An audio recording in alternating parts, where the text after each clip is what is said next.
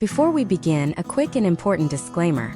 Family law is an incredibly intricate, highly localized, and deeply nuanced legal domain that varies significantly not just from state to state, but often from county to county within the very same state.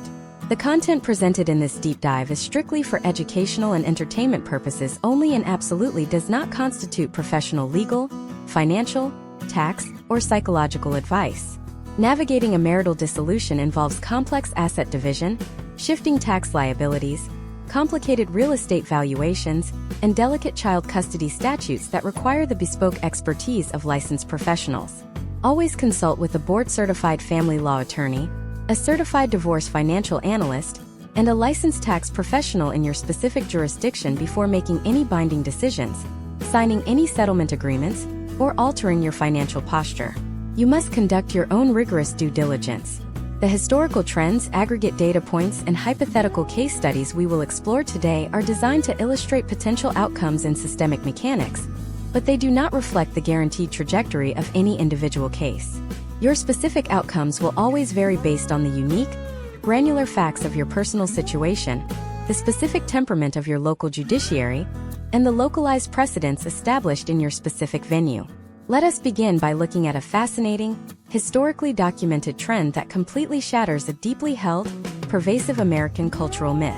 When most people across the country think of the American South, they naturally picture strong traditional family values, robust community networks, massive church attendance, and a profound cultural emphasis on the preservation of the nuclear family. But the statistical reality, when we actually dig into the demographic data, paints a sharply different and almost completely contradictory picture. Decades of demographic research consistently reveal that the Bible Belt registers some of the highest divorce rates in the entire United States. States like Arkansas, Oklahoma, Alabama, and Tennessee frequently top the national charts for marital dissolution, consistently outpacing coastal states that are traditionally viewed by the public as more socially progressive or culturally transient. Why does this demographic paradox happen? Sociologists and demographers point to a complex confluence of variables: historically earlier median ages for first marriages, lower average median incomes in heavily rural areas, and specific socioeconomic pressures that are entirely unique to the southern states. But the real tragedy hidden inside this data is not the overall divorce rate itself.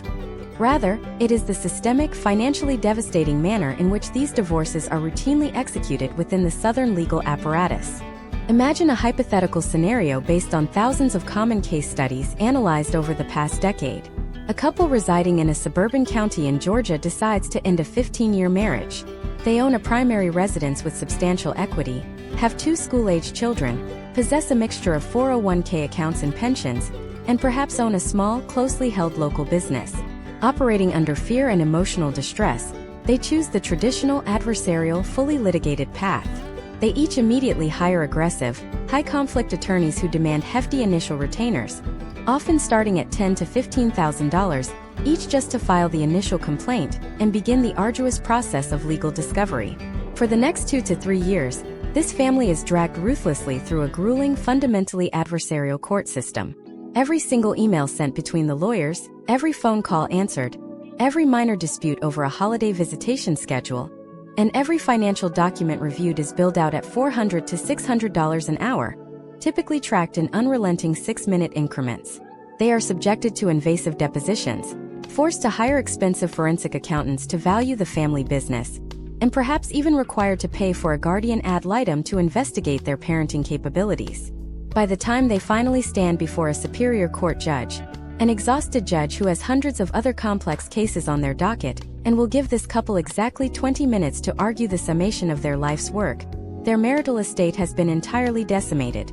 They have spent a combined $90,000 in legal fees, liquidated their children's college savings funds to keep up with the billing cycle, and the judge ultimately imposes a rigid, boilerplate, statutory ruling that deeply dissatisfies both parties.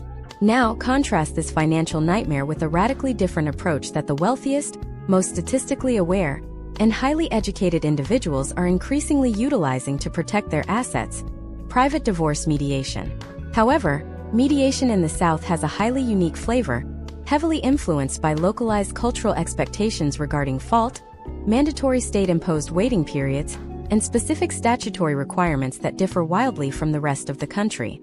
For example, Understanding the stark difference between community property states like Texas or Louisiana versus equitable distribution states like Florida or North Carolina is paramount to surviving the process. There is a massive hidden financial engine operating right behind the scenes of Southern family courts, and if you do not fundamentally understand the mechanics of this engine, you risk becoming just another exploited data point in a very lucrative billion-dollar judicial industry. But here is the critical question, the open loop that almost no one discusses openly. What is the exact mathematical threshold where mediation completely breaks down? At what specific financial or psychological inflection point does historical data suggest you must immediately pivot away from a collaborative negotiation process and adopt a highly defensive, aggressive litigation posture? We are going to uncover the precise anatomy of that failure point today. This statistical deep dive is meticulously designed to solve a massive, life-altering problem for anyone navigating, anticipating, or recovering from a marital dissolution in the Southern United States. Today we are entirely stripping away the emotional chaos, the societal stigma, and the courtroom theatrics, replacing them with cold, hard, empirical statistical analysis. We are going to dissect the verifiable data behind divorce mediation, thoroughly examining long-term success rates, granular cost comparisons, and post-divorce compliance statistics. You will learn exactly how to approach the negotiation table not with blind anger or paralyzing fear, but with a highly strategic, emotionally detached, and fundamentally data-driven mindset.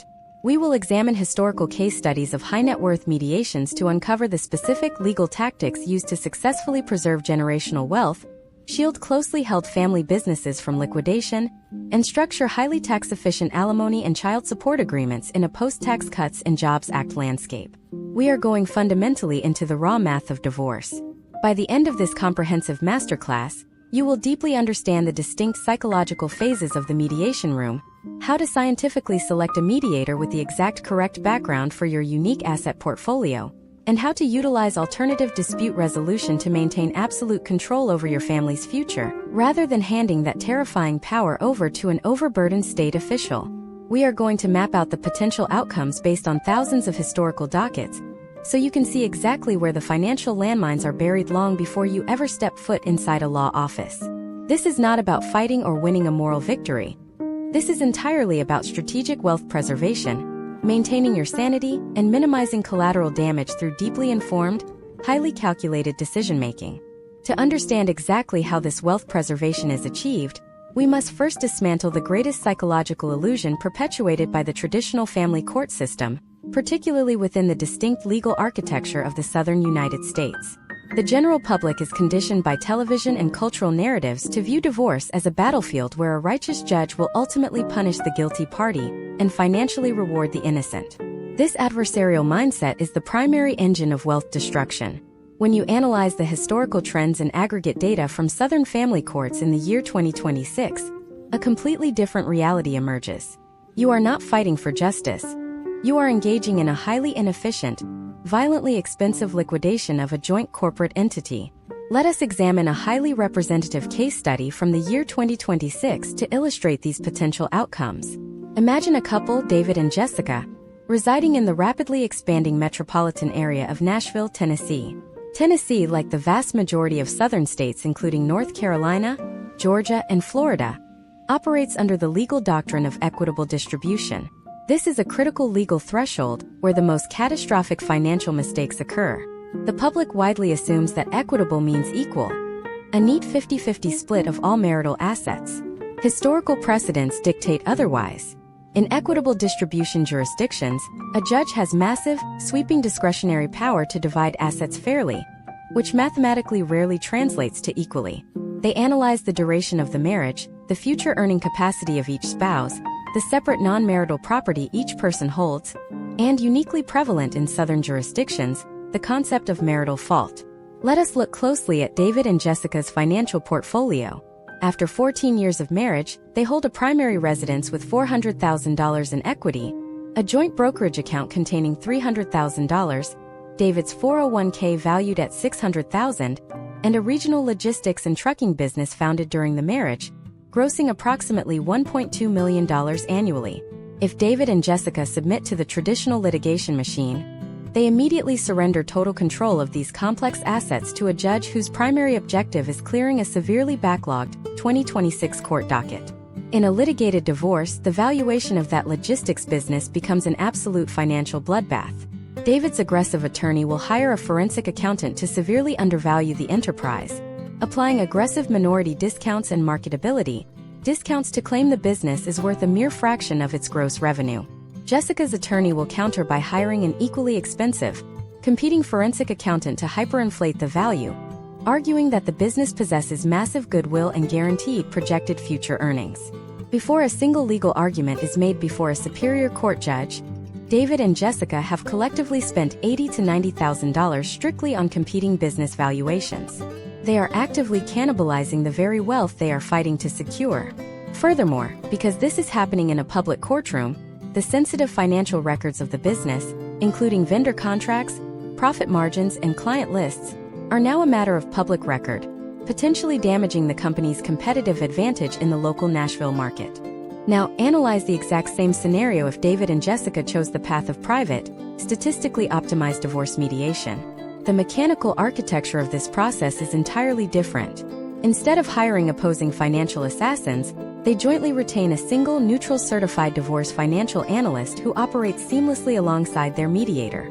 This professional does not have a vested interest in inflating or deflating the numbers to win a courtroom argument.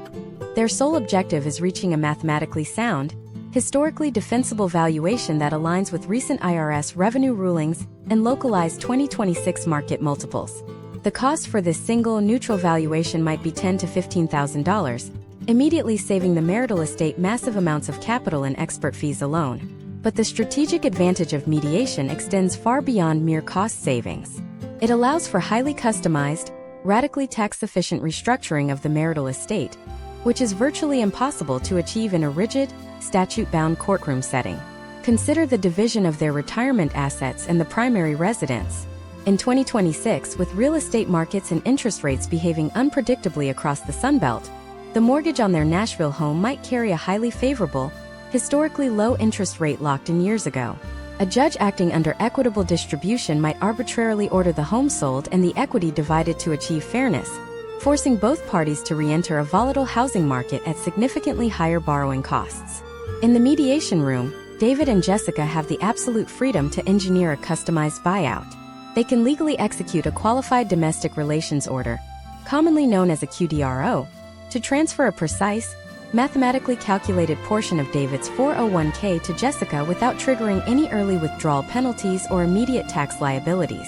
Jessica uses this tax-free transfer to offset her relinquishing her claim to the logistics business, while successfully retaining the primary residence and the profoundly valuable low-interest mortgage rate.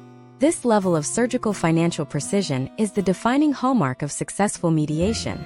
It requires a profound understanding of how capital gains taxes, depreciation recapture, and future tax brackets will impact the real, net in-pocket value of an asset over the next 10 to 20 years. A dollar residing in a pre-tax 401k is not mathematically equivalent to a dollar of liquid home equity, and it is certainly not equivalent to a dollar of projected future business income. Traditional litigation routinely ignores these nuanced tax realities, repeatedly handing down blunt force rulings that leave both parties with massive, unexpected tax liabilities the following April. Mediation, when executed by highly competent professionals, actively manages these liabilities, effectively utilizing the tax code as a strategic tool to increase the total available pool of wealth, rather than allowing the state or federal government to quietly become the largest financial beneficiary of the divorce. Furthermore, we must examine another distinct, highly valuable advantage of mediation within the specific cultural context of the American South: the absolute preservation of confidentiality and the mitigation of social and professional damage. In tight-knit Southern business communities, reputation is a tangible, monetizable asset. Traditional litigation is inherently and brutally public. Every single accusation, every minor financial misstep, and every deeply personal grievance is meticulously documented in public filings, readily accessible to neighbors, business partners, competitors, and, most devastatingly, the couple's own children. High-net-worth individuals, business owners, and medical professionals in states like South Carolina, Alabama, and Texas historically leverage private mediation specifically to maintain an impenetrable wall of discretion. The mediation room is a legally sealed environment. The negotiations, the initial lowball offers, the admissions of fault, and the eventual compromises are strictly confidential and, by law, cannot be subpoenaed or weaponized as evidence if the mediation ultimately fails and the case proceeds to trial. This wall of confidentiality fosters a radically different psychological environment. It removes the aggressive theatrical posturing required in a courtroom and replaces it with a pragmatic, emotionally detached, business-like focus on systemic problem-solving. You are no longer plaintiff and defendant. You are two stakeholders negotiating the dissolution of a partnership. However, achieving this level of success requires understanding the distinct, non-negotiable phases of the mediation process, and this is where the system is highly vulnerable. The preliminary phase involves agonizingly detailed, mandatory financial disclosure. Both parties must voluntarily and transparently produce every bank statement, tax return, credit card bill, and investment prospectus from the past 3 to 5 years. This transparency is the fundamental bedrock of the entire alternative dispute resolution process. Mediation operates on the baseline assumption that both parties, despite their anger, grief, or heartbreak, possess a capacity for rational, good faith negotiation and honest disclosure. But what happens when the historical data clearly indicates that one party is pathologically incapable of transparency? What is the exact sequence of defensive legal maneuvers you must immediately initiate when you discover, halfway through a mediation session, that your spouse has been systematically funneling marital funds into hidden offshore shell companies or quietly transferring physical assets to a third party? There is a highly specific, rapidly closing window of opportunity to legally freeze those assets before they vanish completely into the ether, and failing to recognize the subtle, early warning signs of financial deception will cost you absolutely everything. The moment the word divorce is even whispered in a high-net-worth household, a silent, highly sophisticated financial clock begins ticking. Historical trends demonstrate that financial obfuscation rarely begins the day the legal papers are filed. It systematically begins 12 to 18 months prior. To understand this, we must look at the specific modernized tactics utilized in the year 2026. Asset hiding is no longer about stuffing cash into a safe deposit box or routing money to a generic offshore bank account in the Caribbean. Today, the methods are aggressively subtle, highly digitized, and deeply integrated into mundane financial operations. Consider the statistical reality of business owners in the rapidly expanding Sunbelt markets. An individual running a lucrative commercial real estate development firm in a booming market like Atlanta, Georgia, has dozens of highly legal, yet easily manipulated mechanisms at their disposal to temporarily depress their visible net worth just in time for a marital valuation. They might suddenly overpay their estimated quarterly taxes to the Internal Revenue Service by hundreds of thousands of dollars, fully knowing they will simply claim a massive refund the following year after the marital estate has been cleanly divided. They might prepay vendors for services not yet rendered, aggressively accelerate the depreciation on newly acquired heavy machinery to temporarily push the company's profit and loss statement, or artificially delay invoicing their largest clients until the divorce decree is finalized. In a traditional courtroom setting, uncovering these sophisticated maneuvers requires a drawn-out, violently expensive formal discovery process, complete with hostile subpoenas, forensic data extraction, and aggressive depositions. But in the private mediation room, where transparency is theoretically voluntary, identifying these red flags requires a highly specialized, almost forensic level of financial intuition from the very first preliminary meeting. Imagine the deeply illustrative case of Michael and Sarah, navigating a high-stakes divorce in the affluent northern suburbs of Atlanta in the year 2026. Michael operates a regional supply chain logistics company that has seen explosive, verifiable growth due to the recent manufacturing boom across the southern states. Sarah, who strategically stepped away from her corporate career a decade ago to manage the household and raise their 3 children, is acutely aware of the luxurious lifestyle they maintain but lacks direct access to the daily corporate ledgers or the complex digital infrastructure of her husband's wealth. Hoping to avoid a public spectacle, they enter private mediation aiming for a swift, quiet resolution. During the mandatory disclosure phase, Michael provides his comprehensive financial affidavits, displaying a sudden, sharp downturn in corporate profits, shrinking profit margins, and a surprisingly low personal liquidity. To the untrained eye or a mediator who lacks a rigorous commercial financial background, the numbers appear perfectly legitimate, seamlessly supported by recently filed tax returns and signed off by a corporate accountant. This is the exact moment where the entire mediation process can mathematically collapse, leaving the uninformed spouse at a permanent, multi-million-dollar disadvantage. However, historical data heavily suggests that the most successful mediations rely on the inclusion of a neutral certified divorce financial analyst who is specifically trained to execute a rigorous lifestyle analysis, looking for anomalies in cash flow rather than just reading static balance sheets. In this scenario, the financial professional begins cross-referencing Michael's stated corporate income with the localized economic trends of the 2026 Atlanta logistics market. The data simply does not align. The macroeconomic indicators point to record profits in his specific sector, yet his specific ledger shows distress. A deeper, highly targeted request for the company's detailed general ledger reveals a classic, highly effective modern deception. The analyst uncovers the sudden appearance of phantom employees on the corporate payroll, individuals receiving substantial salaries who do not actually work for the company, effectively siphoning capital out of the divisible marital estate.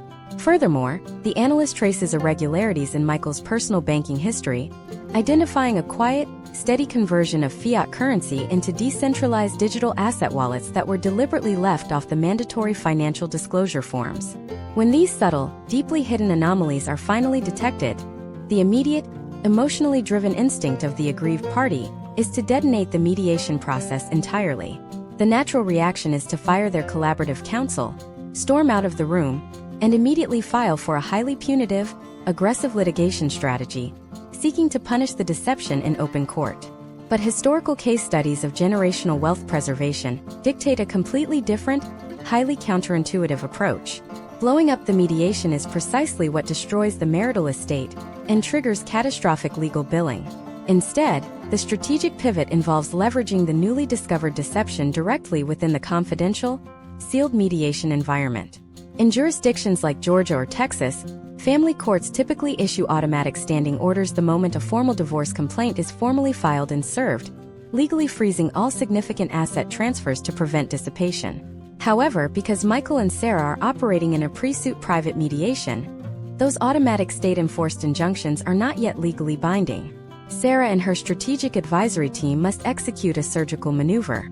They must confront Michael with the indisputable forensic data of his financial obfuscation, not as an emotional or moral failing, but as a severe, mathematically quantifiable legal liability. The strategy instantly shifts from collaborative, friendly negotiation to leveraging the absolute, terrifying threat of a brutal public court battle, where Michael's financial maneuvers would be fully exposed to a sitting judge. The neutral mediator, recognizing the shifting dynamics, utilizes this critical inflection point to enforce immediate compliance. They outline the potential outcomes of a litigated trial based on local historical precedents, explaining that family court judges possess the unilateral, statutory authority to heavily penalize financial fraud. A judge could potentially award the aggrieved spouse a disproportionately massive share of the remaining visible assets, or order the offending spouse to personally pay all associated legal and forensic accounting fees as a punitive measure. By identifying the overpaid taxes, unwinding the deferred compensation schemes, and tracing the blockchain transactions back to the marital estate, Sarah does not just level the playing field. She gains overwhelming, highly calibrated negotiating leverage. Michael is now operating from a position of severe defensive weakness. He knows that if the mediation fails and the case proceeds to the public record, his professional reputation, his corporate standing, and his remaining wealth are in severe jeopardy. This creates a powerful, unseen psychological pressure cooker within the four walls of the mediation room. He is suddenly desperate to settle quietly, keeping his aggressive maneuvers completely off the public record and away from the scrutiny of the Internal Revenue Service. But successfully executing this leverage requires mastering a very specific, incredibly tense psychological phase of the negotiation. It requires walking directly into the fire of confrontation without letting anger, betrayal, or emotion dictate the mathematics of the final settlement. So exactly how do you psychologically corner a hostile, financially sophisticated spouse in a sealed room and systematically force them to surrender their hidden leverage without triggering a complete procedural meltdown? The answer lies entirely in a psychological concept heavily utilized by top-tier corporate negotiators, known as strategic de-escalation through undeniable data. When you confront a financially sophisticated individual with empirical evidence of their deception, their autonomic nervous system instantly triggers a massive fight or flight response. If you attack their moral character, call them a liar, or threaten them with immediate ruin, their ego will force them to choose the fight. They will deliberately burn down the entire mediation process and willingly opt for mutually assured destruction in a public courtroom, just to punish you for the perceived insult. To prevent this catastrophic procedural meltdown, you must systematically remove all emotion, all moral judgment, and all personal animosity from the confrontation. You do not frame the discovery of hidden assets as a betrayal of the marriage. You frame it strictly as a mathematical liability that threatens both of your financial futures. Let us examine a highly detailed scenario unfolding in the rapidly growing market of Austin, Texas, in the current year 2026.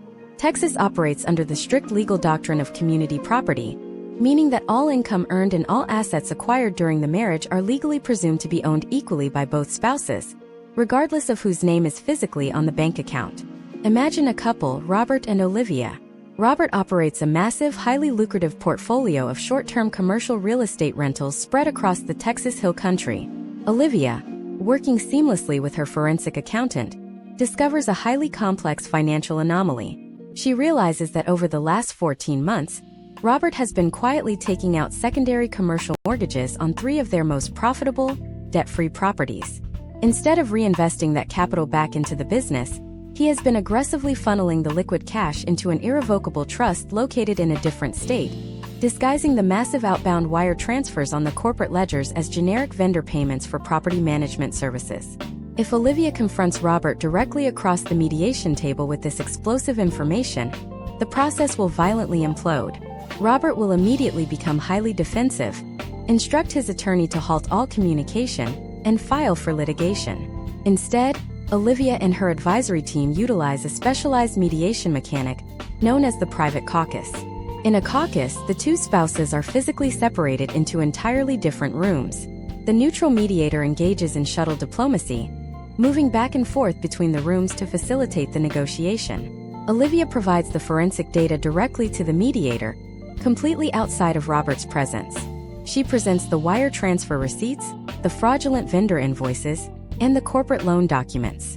The mediator, acting as a neutral authority figure rather than an angry spouse, then walks into Robert's room. This is where the strategic cornering occurs. The mediator does not accuse Robert of theft. Instead, the mediator presents a cold, clinical risk assessment based on historical trends and potential outcomes in Travis County family courts. The mediator explains the terrifying legal concept of constructive fraud on the community estate. Under Texas law, if a judge determines that one spouse has intentionally depleted, hidden, or fraudulently transferred community assets to deprive the other spouse of their rightful share, the judge possesses the statutory power to execute a disproportionate division of the remaining estate. The mediator clearly outlines the mathematical reality.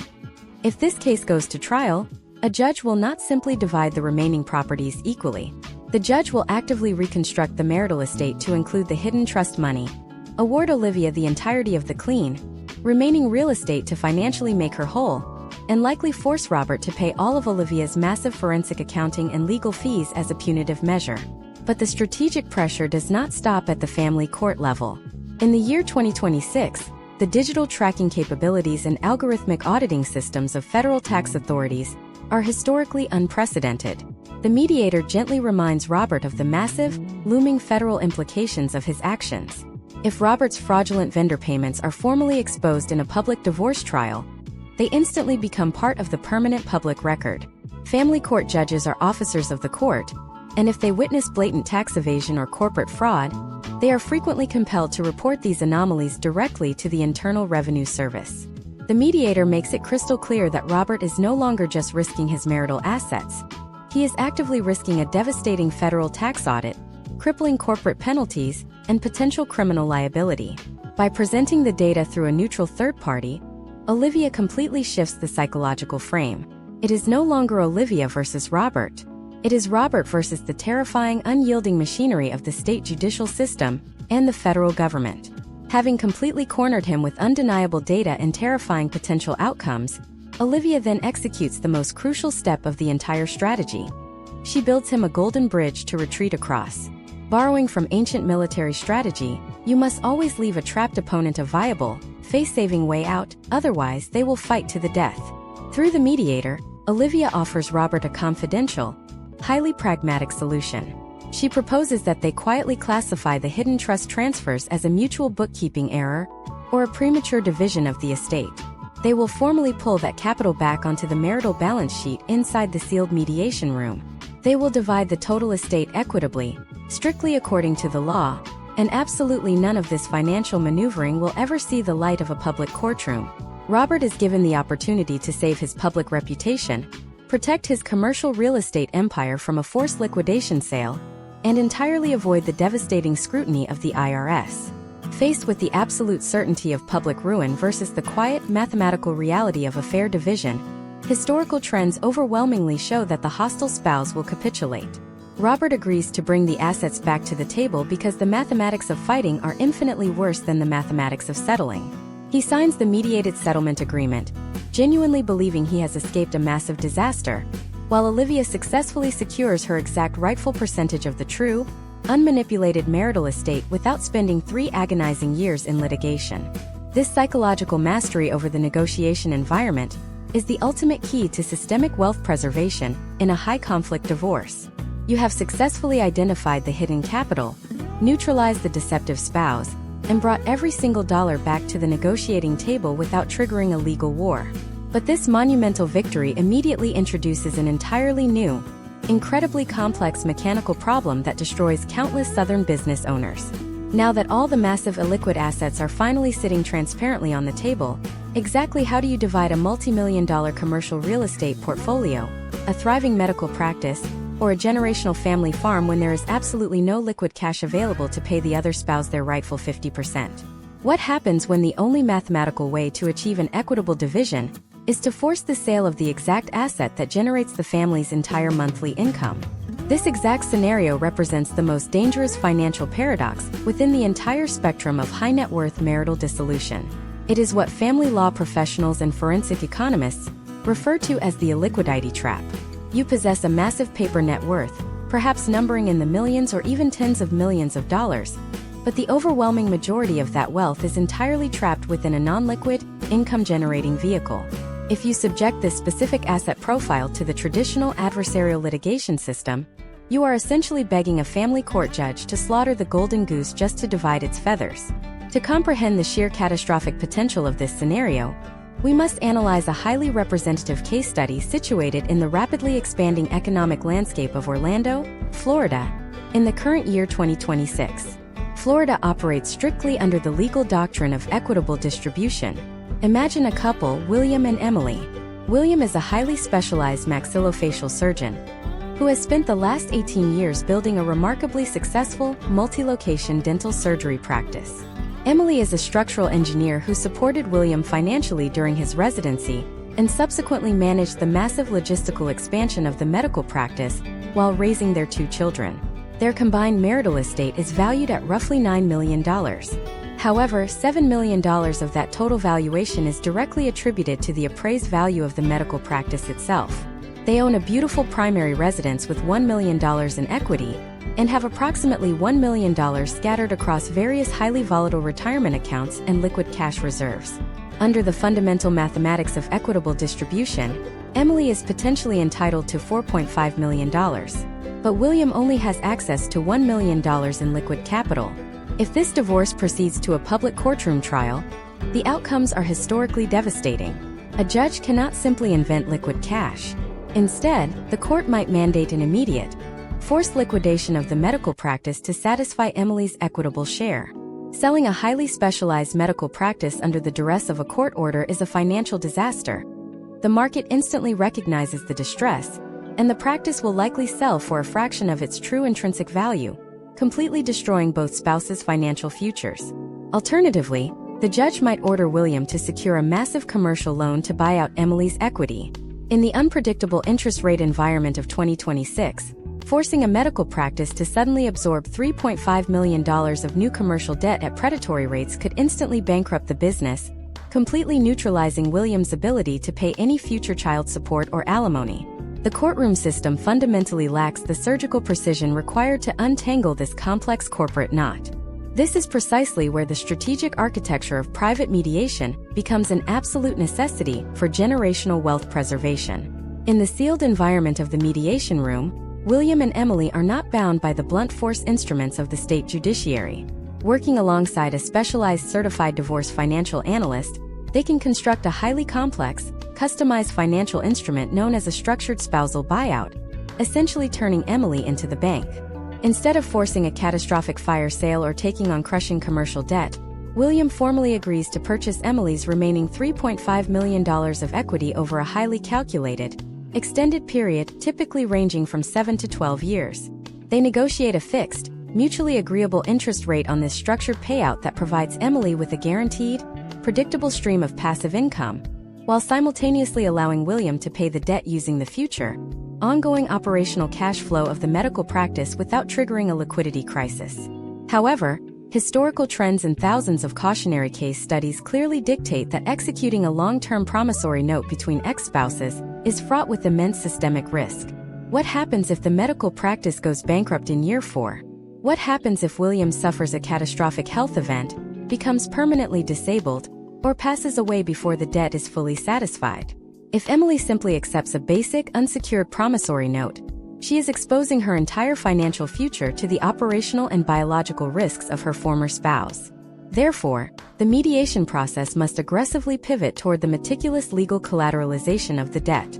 To mitigate these severe risks, Emily's advisory team will demand a multi-layered security apparatus. First, William is legally required to secure a massive, comprehensive life insurance policy, specifically naming Emily as the sole, irrevocable beneficiary, for the exact amount of the outstanding principal balance. As William pays down the debt over the decade, the required death benefit of the policy can be systematically reduced. Second, to protect against a default while William is still alive, Emily's attorneys will file highly specific commercial liens, often utilizing Uniform Commercial Code or UC1 filings, directly against the hard assets of the dental practice, including the expensive surgical equipment and the commercial real estate itself. Furthermore, they may structure an automatic stock pledge agreement. If William misses a required payment by more than 30 days, a predetermined percentage of the voting shares in the medical corporation automatically reverts to Emily, granting her immediate legal authority to step in, audit the books, or force the sale of the entity to recover her capital. Beyond the mechanical collateralization, the mediator must also navigate the terrifying labyrinth of the federal tax code. The structural classification of these monthly buyout payments is critical. If they are improperly drafted, the Internal Revenue Service may classify William's monthly payments to Emily as ordinary income or taxable capital gains, triggering a massive unexpected tax liability that severely degrades the true value of her settlement. However, by strictly utilizing the protections outlined under Section 1041 of the Internal Revenue Code, the mediation team can strategically classify these payments as tax-free transfers between spouses incident to a divorce. This level of granular, proactive tax planning is entirely absent in a traditional courtroom setting, where judges routinely hand down verdicts without ever calculating the after-tax reality of their rulings. In incredibly rare, highly specific scenarios, the mediation team might explore the most unorthodox and psychologically demanding outcome of all, post-divorce co-ownership. Sometimes the business is simply too lucrative, and the current market conditions are too poor to justify a buyout or a sale. Historical data from 2026 shows a rising trend of divorced couples legally restructuring their marital business into a formal corporate partnership, drafting draconian operating agreements that strictly delineate their professional roles, mandate third-party arbitration for all corporate disputes, and completely insulate the business operations from their personal dissolution. Emily might transition into a silent partner, retaining her 50% equity and receiving quarterly dividend distributions without ever interacting with William on a daily operational level. This requires a profound level of emotional detachment and ironclad legal boundaries, but it perfectly preserves the golden goose. By utilizing these advanced alternative dispute resolution strategies, William and Emily successfully bypass the catastrophic destruction of the public court system. They preserve the medical practice, they protect the massive corporate valuation, and they secure their independent financial futures through legally enforced, highly collateralized agreements. The massive illiquid asset has been cleanly and safely divided, but untangling the assets of the past is only the first major battle in the mediation war. You must now face the infinitely more dangerous, deeply subjective, and fiercely contested battleground of your future earnings. What happens when we transition from dividing what you have already built to calculating exactly how much of your future labor you must surrender to your former spouse. We are entering the archaic, mathematically terrifying, and historically unpredictable realm of permanent and rehabilitative spousal support. How do you scientifically calculate alimony in a Southern jurisdiction that still fundamentally views marriage as a lifelong financial contract? And what are the exact legal mechanisms you must deploy to permanently cap your future liabilities before they consume your life? To comprehend the true gravity of this financial exposure, we must first analyze the highly subjective, fiercely traditional legal framework governing spousal support across the Southern United States in the year 2026. Unlike the rigid, standardized mathematical calculators that dictate child support in almost every jurisdiction, alimony, often referred to as spousal maintenance or spousal support, remains one of the most unpredictable, highly discretionary, and fiercely litigated areas of family law. While some coastal and Midwestern states have moved aggressively toward strict formulaic approaches with absolute caps on duration, many Southern jurisdictions historically retain statutes that grant family court judges sweeping, almost unprecedented authority to award permanent, open-ended alimony, particularly in marriages exceeding 10 or 15 years. The traditional Southern legal perspective often views a long-term marriage as a deeply binding economic partnership, where the primary breadwinner assumes a continuous, sometimes lifelong financial obligation to maintain the dependent spouse's marital standard of living. If you surrender this calculation to a crowded, unpredictable courtroom, you are effectively handing a stranger the absolute power to garnish a massive percentage of your future gross income for the rest of your natural life. Consider a highly illustrative case study unfolding in the historic, affluent market of Charleston, South Carolina. South Carolina is a jurisdiction where permanent, periodic alimony remains a very stark, statistically probable outcome for long-term marriages, heavily influenced by statutory factors like the duration of the marriage, the physical and emotional health of both parties, their respective educational backgrounds, and the deeply entrenched concept of marital fault. Imagine Christopher and Margaret, married for 24 years.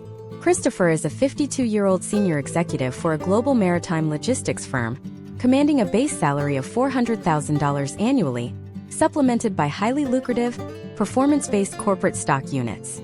Margaret, at the joint agreement of the couple early in their marriage, completely exited the corporate workforce at age 28 to raise their 3 children and manage their expansive social and domestic obligations. If Christopher aggressively forces this case into traditional litigation, the historical trends in South Carolina superior courts point toward a catastrophic financial outcome for his future liquidity. A judge, examining the massive disparity in their current earning capacities and the 24-year duration of the marriage, could easily mandate that Christopher pay Margaret $10,000 to $12,000 every single month in permanent, periodic alimony. Under this traditional court order, Christopher is now legally bound to this massive monthly obligation until Margaret remarries, cohabitates in a marriage-like relationship, or one of them passes away. Furthermore, because this is a traditional court order, it is inherently modifiable. If Christopher receives a massive promotion and his income doubles 3 years from now, Margaret's attorneys can legally file a modification action, dragging him right back into court to demand an increase in her monthly stipend. He is trapped in an endless, agonizing cycle of financial surveillance and perpetual litigation. Private divorce mediation, utilizing highly advanced, data-driven financial modeling, provides the exact strategic blueprint required to entirely bypass this lifelong financial trap. In the sealed, confidential environment of the mediation room, Christopher and his advisory team completely abandon the terrifying concept of permanent, open-ended liability. Instead, they pivot to highly sophisticated legal mechanisms designed to permanently cap his exposure and create absolute financial certainty. The most powerful, historically effective strategy utilized by high-net-worth individuals in the year 2026 is the execution of a mathematically discounted, non-modifiable lump sum alimony buyout. This strategy requires deploying a certified divorce financial analyst alongside a specialized actuary. The team mathematically projects the potential total lifetime cost of Christopher paying $10,000 a month for the next 15 years, leading up to his projected retirement age of 67. This raw total equals $1.8 million. However, Christopher does not simply offer Margaret $1.8 million. The financial analyst applies a precise, mathematically rigorous present value discount rate, exactly as corporate valuation experts do when assessing future corporate cash flows. Because receiving a massive sum of capital today is inherently more valuable than receiving small monthly increments over 15 years due to the compounding power of investment returns. The true present value of that alimony obligation might be calculated at $1.2 million. In the mediation room, Christopher strategically offers Margaret this discounted $1.2 million, utilizing a massive transfer of liquid marital assets, or a heavily disproportionate share of his vested corporate stock units to fund the buyout. The psychological leverage here is immense. Margaret is offered immediate, undeniable financial security and absolute independence. She is completely freed from the terrifying anxiety that Christopher might lose his job, hide his income, or aggressively refuse to pay a monthly stipend in the future. Simultaneously, Christopher permanently buys his freedom. The mediated settlement agreement is drafted with ironclad, non-modifiable language stating that all past, present, and future claims for spousal support are forever waived and satisfied. If his income triples next year, Margaret has zero legal claim to his new wealth. But what happens if a multi-million-dollar lump sum buyout is simply not structurally possible due to a lack of immediate capital? The secondary mediation strategy involves engineering a strict, non-modifiable rehabilitative step-down structure, completely removing the dangerous judicial concept of permanent support. Instead of arguing over vague concepts of fairness, Christopher's team immediately hires an independent vocational rehabilitation expert. This expert conducts a rigorous, data-driven analysis of Margaret's educational background, her previous work experience, and the highly specific 2026 employment dynamics of the Charleston economic market. The vocational expert produces a legally admissible report demonstrating that with 2 years of specific, targeted re-education, Margaret is statistically capable of re-entering the workforce and earning a projected salary of $80,000 annually. Armed with this undeniable empirical data, the mediator helps construct a transitional alimony agreement. Christopher agrees to pay a higher monthly amount for exactly 24 months to entirely fund Margaret's educational retraining and immediate living expenses. In year 3, the monthly payment mathematically drops by 40% as Margaret secures employment.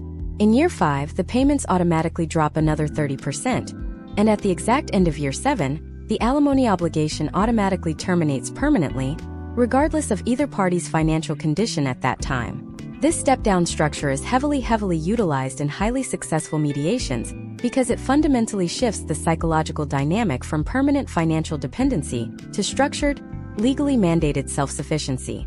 By utilizing actuaries, vocational experts, and the absolute finality of non-modifiable contracts, you successfully secure the marital assets and definitively cap the terrifying bleed of your future income. You have built an impenetrable financial fortress, but historical data reveals a chilling reality. Even the most flawless, mathematically perfect financial settlement is completely meaningless if the opposing spouse decides to weaponize the only remaining asset that cannot be appraised, discounted, or traded. We must now step away from the clean, predictable mathematics of corporate valuation and enter the absolute most dangerous, emotionally volatile, and psychologically devastating arena of the entire family court system. What is the exact sequence of legal and psychological maneuvers you must immediately execute when you discover that your spouse is actively engaging in systemic parental alienation, subtly manipulating your children to view you as the enemy? And how do you use the private mediation room to sever this psychological abuse before the damage becomes irreversible? To understand the truly insidious nature of parental alienation, we must first recognize a terrifying structural reality regarding the traditional family court system. A judge presiding over a crowded docket in a massive jurisdiction is structurally incapable of acting with the speed required to stop psychological conditioning. Historical trends consistently demonstrate that by the time a formal legal motion for visitation interference is successfully filed, scheduled, and finally heard by a superior court judge, 6 to 12 months may have already passed. In the developing mind of a 7-year-old child, 12 months of consistent, targeted, anti-parent psychological conditioning is an absolute eternity. The traditional legal system treats alienation as a post-divorce symptom to be managed, rather than an active crisis to be amputated. Therefore, if you suspect this manipulation is occurring, surrendering your family dynamics to the agonizingly slow timeline of public litigation is practically a guarantee of catastrophic emotional damage. You must leverage the rapid, customizable architecture of private mediation to forcefully establish behavioral boundaries before the judicial system even opens your file. Consider a deeply illustrative scenario unfolding in the family courts of Birmingham, Alabama, in the year 2026. Imagine a couple, Thomas and Sarah. Thomas is a highly successful regional director for a heavy machinery manufacturer, a role that requires a predictable but demanding travel schedule across the American South. Sarah has been the primary caregiver for their 2 young children throughout their 9-year marriage. As the marriage dissolves and they enter the preliminary phases of separation, Sarah begins deploying classic, highly sophisticated alienation tactics. She does not explicitly tell the children to hate their father. The modern approach is far more covert. She artificially gatekeeps his digital communication, frequently claiming the children are too busy with homework or too tired to answer his evening video calls. She meticulously schedules extracurricular activities specifically during Thomas's designated visitation weekends, subtly forcing the children to choose between attending their highly anticipated soccer tournament or spending time with their father, thereby framing him as the obstacle to their happiness. Over a period of mere weeks, the children begin exhibiting noticeable anxiety regarding their transitions to Thomas's home, echoing Sarah's exact vocabulary and expressing a sudden unexplained preference to remain at their primary residence. If Thomas attempts to litigate this subtle manipulation, his attorneys must embark on a violently expensive and historically unpredictable journey. They would immediately petition the court to appoint a guardian ad litem, a specialized attorney tasked with independently investigating the children's best interests. They would request full, invasive psychological evaluations for both parents and the children. This entire process takes roughly 14 months and costs tens of thousands of dollars, during which time the children remain primarily under Sarah's unchecked psychological influence.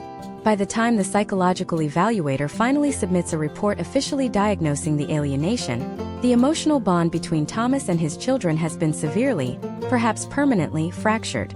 The private mediation room provides the only viable, accelerated mechanism to counter this destruction. When Thomas and his strategic advisory team enter mediation, they completely abandon the emotional argument regarding Sarah's behavior. Arguing about who is the better parent in a mediation room is a total waste of highly expensive hourly billing. Instead, they pivot entirely to the rigid mathematical construction of an ironclad, hyper-detailed permanent parenting plan. Historical case studies from the year 2026 reveal that the most successful defenses against parental alienation involve removing all ambiguity from the co-parenting relationship. Alienation thrives in the gray areas of flexibility.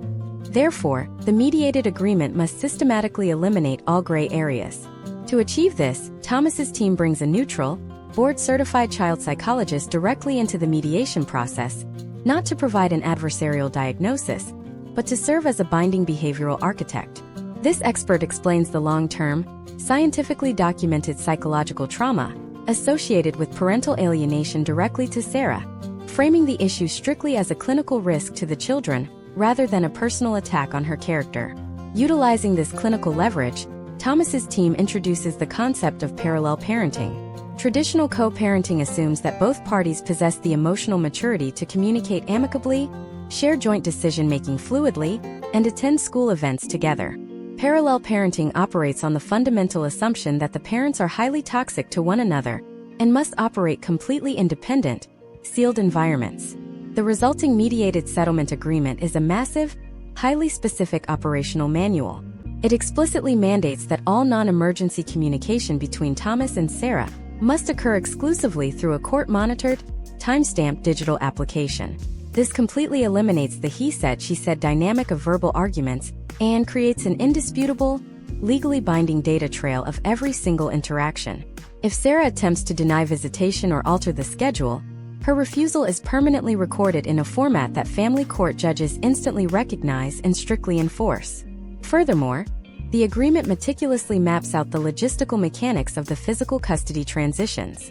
To prevent the children from witnessing any hostility, the mediation team mandates that all child exchanges occur at neutral, highly public locations or directly through the school system. For example, Thomas drops the children off at school on Monday morning, and Sarah picks them up from school on Monday afternoon. The parents literally never cross paths. The agreement also strictly addresses the weaponization of extracurricular activities. It includes binding legal clauses stating that neither parent may unilaterally enroll the children in any localized activity that encroaches upon the other parent's designated custodial time without explicit, written consent obtained through the monitored digital application. Crucially, to combat the digital gatekeeping, Thomas's mediation team inserts highly specific technological access parameters. The agreement explicitly outlines designated, unmonitored digital communication windows. It guarantees Thomas an uninterrupted 30-minute video call every Tuesday and Thursday evening at exactly 7 o'clock. It legally prohibits Sarah from being in the same room during these calls, preventing her from coaching the children or monitoring the conversation.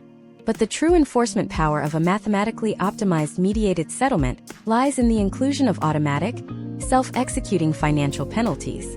Historical data from Southern jurisdictions shows that behavioral clauses are frequently ignored unless there is a tangible, immediate consequence for non-compliance. Thomas's team constructs a legally binding mechanism whereby if Sarah intentionally violates the communication protocol, attempts to manipulate the visitation schedule without a documented emergency, or is found to be actively disparaging Thomas to the children, she is automatically liable for the entirety of Thomas's subsequent legal fees required to enforce the agreement. The risk of sudden, massive financial exposure serves as a powerful, highly effective behavioral deterrent. By stripping away the emotion and applying ruthless, systemic architecture to the parenting plan, Thomas successfully neutralizes the alienation tactics without ever stepping foot inside a courtroom or subjecting his children to a terrifying psychological evaluation. He secures his legal right to access and establishes an impenetrable boundary around his relationship with his children. However, building this flawless architectural framework on paper is entirely different from surviving the explosive real-world realities of post-divorce execution. What happens when the ink is dry? The final decree is signed by a judge, and on the very first Friday afternoon of the new schedule, the opposing spouse simply locks their front door, ignores the court-monitored application, and aggressively refuses to release the children to your custody. How do you rapidly weaponize the exact legal documents you just spent months mediating to compel absolute, immediate compliance from a hostile actor who believes they are entirely above the law? The immediate instinctual reaction for almost every single parent facing a locked door and a denied visitation on a Friday afternoon is to call law enforcement. You dial emergency services, request a police dispatch to the residence, and wait on the sidewalk clutching a copy of your freshly signed final divorce decree, fully expecting the officers to breach the door and physically retrieve your children. Historical trends and countless documented case studies from across the United States prove that this reaction is not only entirely ineffective, but it actively empowers the hostile spouse. When local police officers arrive at a residential home for a custody dispute in the year 2026, they are operating under highly strict, liability-averse departmental protocols. Unless there is undeniable physical evidence of immediate bodily harm or a specialized emergency warrant already signed by a sitting judge, law enforcement officers view a denied visitation strictly as a civil matter. They will look at your heavily negotiated legal document, inform you that they do not possess the statutory authority to interpret civil family court orders on the sidewalk, and advise you to contact your attorney on Monday morning. The hostile spouse watches this interaction from the window.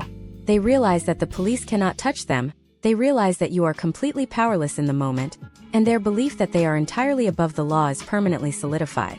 This is the exact vulnerability point where a standard boilerplate divorce decree completely fails, and where a highly weaponized, strategically engineered mediated settlement agreement demonstrates its true, terrifying power. If you executed your private mediation correctly, you anticipated this exact Friday afternoon failure and pre-built a sequence of rapid, automated legal traps designed to bypass the slow machinery of the standard court system entirely. Let us analyze a precise tactical response utilizing a case study located in the heavily congested legal jurisdiction of Mecklenburg County, North Carolina, in the current year 2026. Imagine Daniel and Rachel. After a brutal, highly contentious separation, Daniel successfully utilized private mediation to secure a mathematically optimized financial division and a rigid 50-50 physical custody schedule.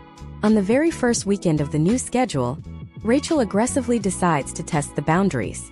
She ignores Daniel upon his arrival, turns off her phone, and refuses to transition the children. Daniel does not call the police. He does not scream at the front door. He quietly returns to his vehicle and immediately triggers the structural enforcement mechanisms hidden deep within their mediated agreement.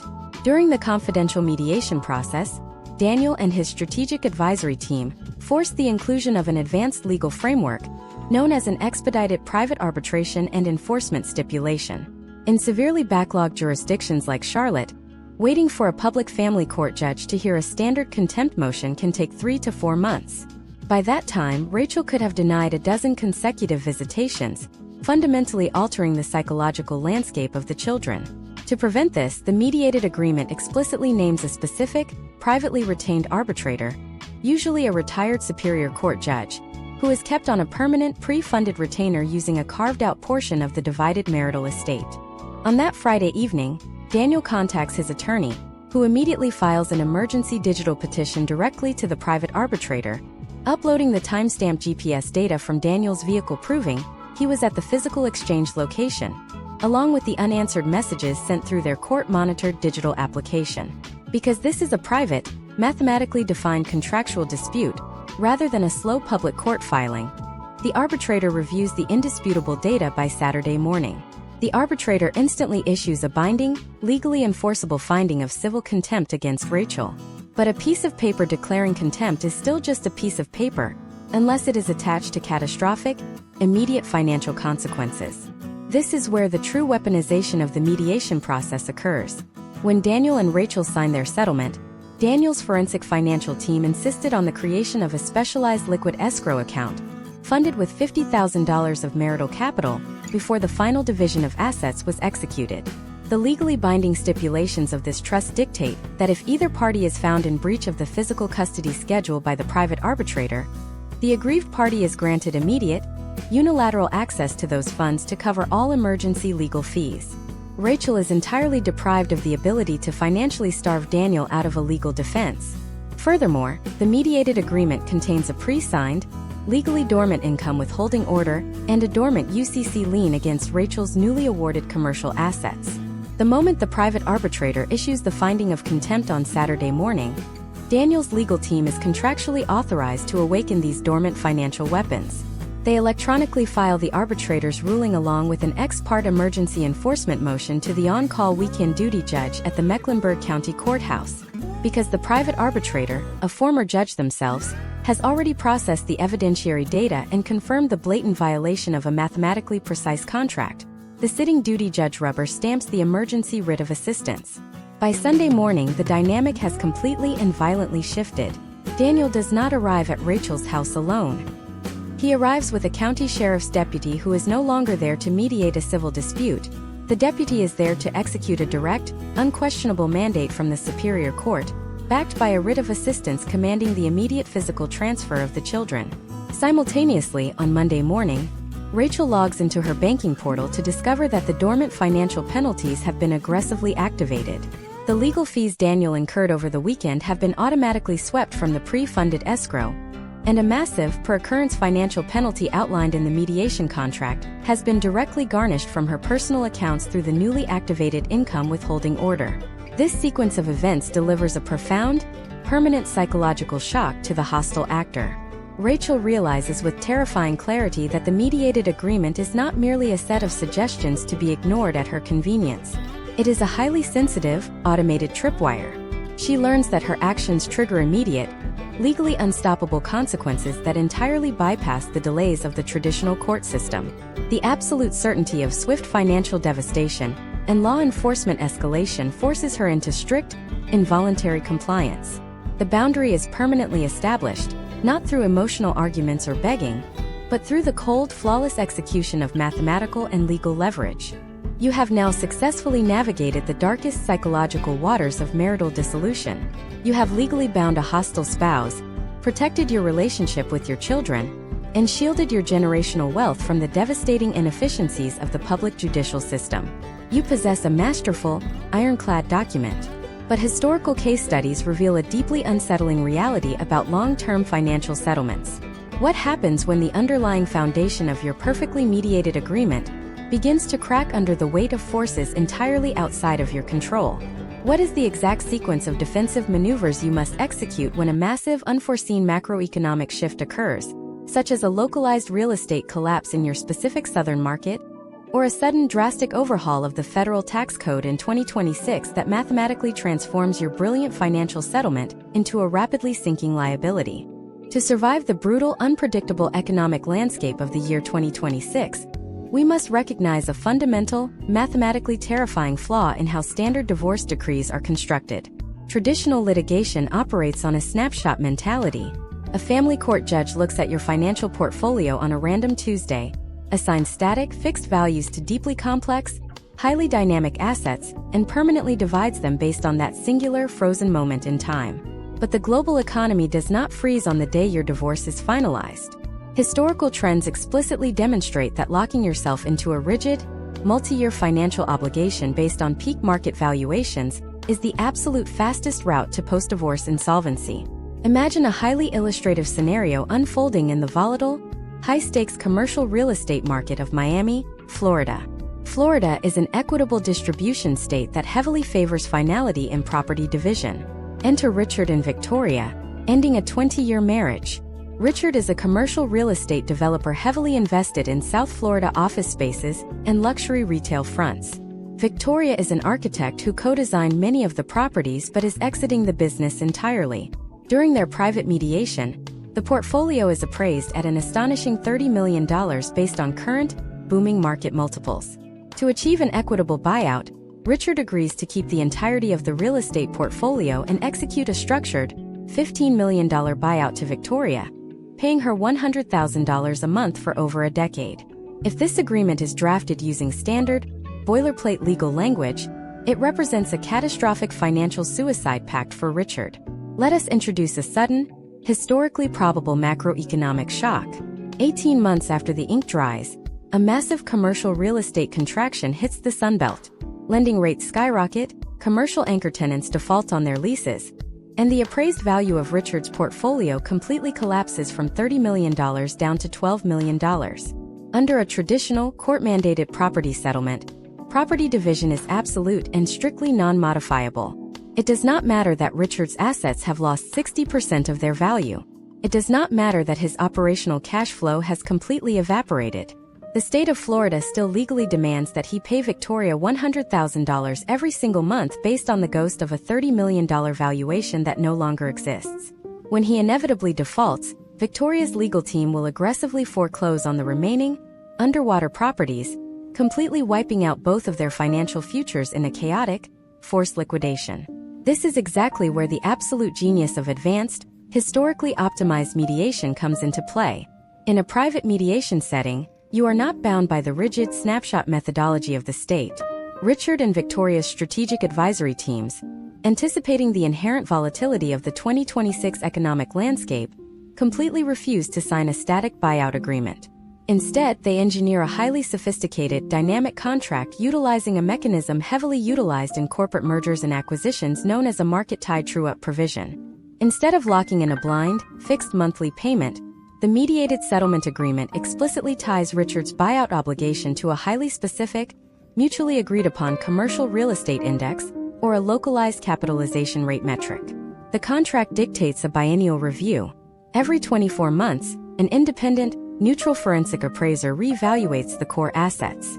If the macroeconomic market has expanded, Victoria's monthly payout is mathematically adjusted upward, allowing her to share in the continued, passive appreciation of the assets she helped build.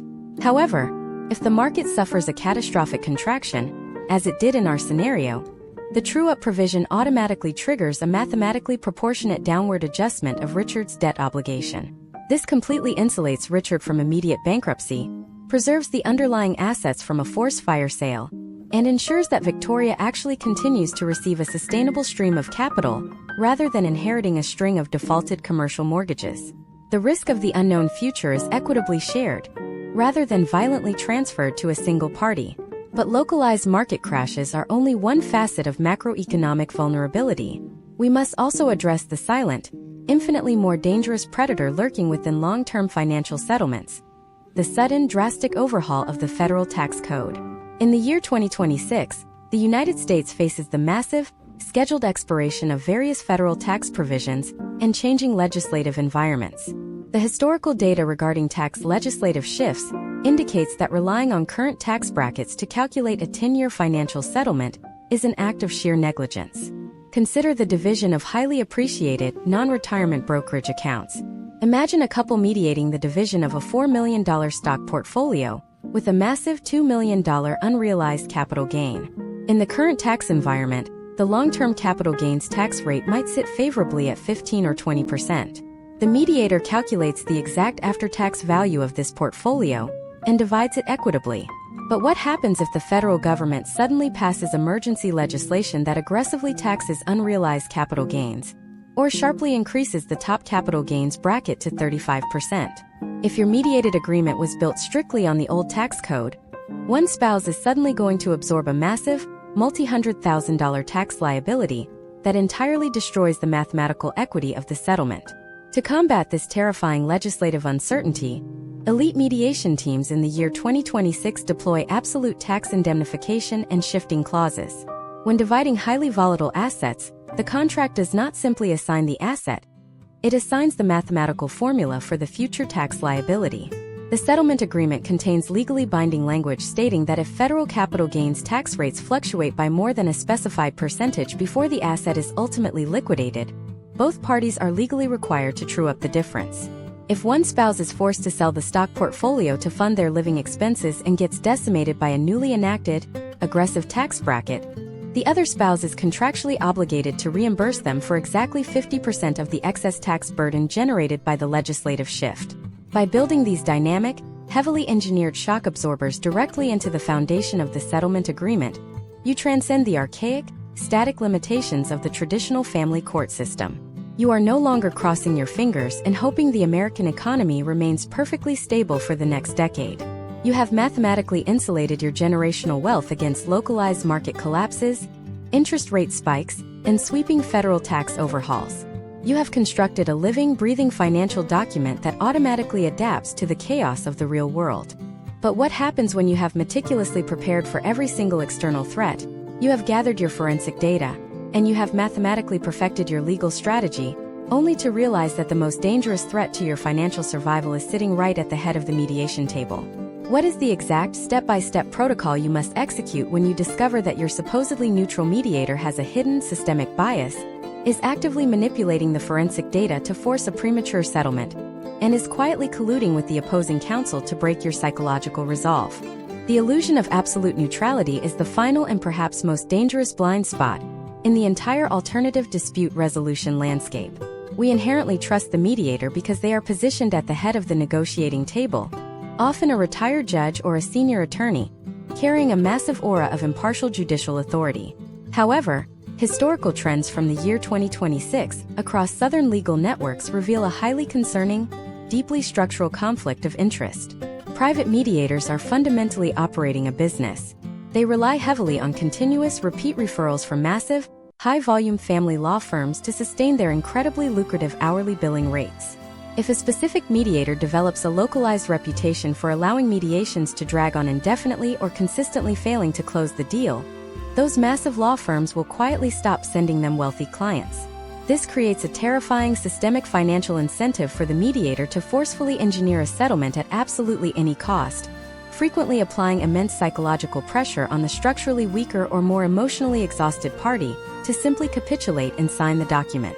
Imagine a highly complex, deeply contested scenario unfolding in the historic, high-wealth corridors of Richmond, Virginia. Virginia operates under the doctrine of equitable distribution, relying heavily on the exact dates of physical separation and precise corporate asset valuation. Enter James and Elena, dissolving a complex 15-year marriage. James operates a highly specialized medical supply logistics firm that has seen a massive verifiable surge in valuation due to the specific 2026 supply chain dynamics across the eastern seaboard. Hoping to preserve capital, they agree to private mediation and hire a highly recommended, incredibly expensive retired superior court judge. For the first two preliminary sessions, the process appears completely legitimate and balanced. But by the third session, James begins to notice highly sophisticated, structural anomalies. The mediator begins spending a heavily disproportionate amount of time in private caucus with Elena and her high-powered attorney, an attorney whose firm happens to dominate the local Richmond legal market. When the mediator finally returns to James's room, the fundamental language of the negotiation has subtly shifted from objective mathematical analysis to aggressive, fear-based coercion. The mediator presents a forensic valuation of James's logistics company, provided exclusively by Elena's financial expert. This specific valuation is wildly inflated, relying on highly speculative, best-case scenario future revenue projections rather than James's actual trailing 12-month earnings.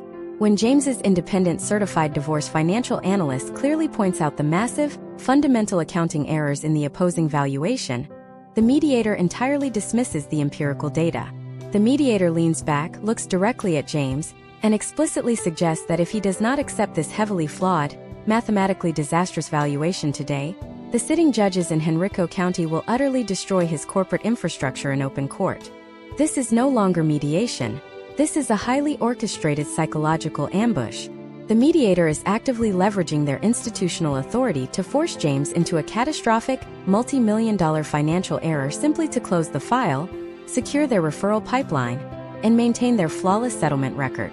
If James reacts with visceral emotion, flips the table and storms out of the building, he walks directly into their secondary legal trap.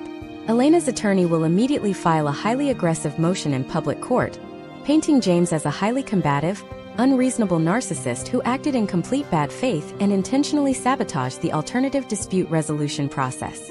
In jurisdictions where judges heavily penalize bad faith actors with severe financial sanctions, this engineered narrative can fatally poison the well before the actual trial even begins. Therefore, James must execute a highly calculated, emotionally detached tactical withdrawal to save his company. The exact sequence of defensive maneuvers requires absolute psychological discipline. First, James completely stops negotiating. He does not agree to a single additional financial concession, nor does he actively reject the current, flawed proposal in a hostile or aggressive manner. He neutralizes the tension in the room by invoking the absolute necessity of independent legal and actuarial review, which is a fundamental, non-negotiable right in any major contractual negotiation. He states calmly that the financial models just presented are highly complex, and he requires exactly 72 hours to run the projections through a specialized third-party commercial actuary. The mediator, legally unable to deny a formal request for standard financial due diligence, must pause the session. During this 72-hour critical window, James and his advisory team meticulously document every single structural anomaly they witnessed. They compile the flawed forensic data the mediator attempted to force-feed them. They then draft a formal, highly sterile legal communication declaring a total procedural impasse. They absolutely do not accuse the mediator of bias, unethical collusion, or fraud, because making those explosive accusations creates a highly volatile, expensive side war. They simply state, in dry mathematical legal terms, that a fundamental irreconcilable divergence in the baseline corporate valuation methodologies exists, and the current mediation structure is no longer a viable environment for resolution. By formally declaring the impasse through documented, objective mathematical disagreement, rather than an emotional grievance, James safely and legally terminates the compromised mediation. He preserves his capital, he neutralizes the hostile mediator, and he completely denies the opposing counsel the ability to label him uncooperative in future court filings. Once the compromised mediator is formally ejected from the timeline, you must immediately seize control of the structural narrative. You do not return to the exact same localized network of attorneys to find a replacement. Historical data dictates that you must geographically and institutionally isolate the new dispute resolution process.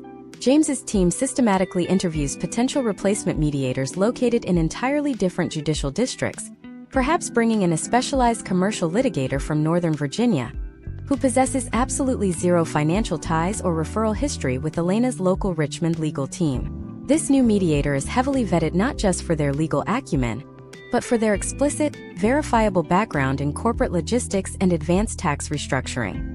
You then demand that the new mediation agreement explicitly outlines the exact forensic accounting standards that will be utilized, locking both parties into a rigid, mutually agreed upon mathematical framework before a single dollar of the marital estate is ever discussed. You essentially build an impenetrable, mathematically sterile environment where bias cannot physically survive because every single variable is dictated by objective, third-party market data, rather than subjective legal opinions. By stripping away the localized institutional cronyism and replacing it with raw, undeniable commercial analytics, you finally level the playing field and protect your generational wealth from systemic judicial exploitation. But securing a mathematically perfect, completely unbiased final settlement agreement is still only the conclusion of the first major theater of war. You have navigated the psychological traps, you have protected the complex business assets, and you have permanently capped your future financial liabilities. The divorce is officially finalized, and the massive binder of legal documents is legally binding. However, a terrifying new reality begins the exact morning after the judge signs the final decree. What is the precise, historically proven sequence of actions you must take when, 3 years into the future, a massive unforeseen medical emergency fundamentally alters your former spouse's ability to maintain self-sufficiency, and their aggressive legal team immediately files an emergency petition to completely shatter the ironclad non-modifiable alimony agreement you spent thousands of hours building?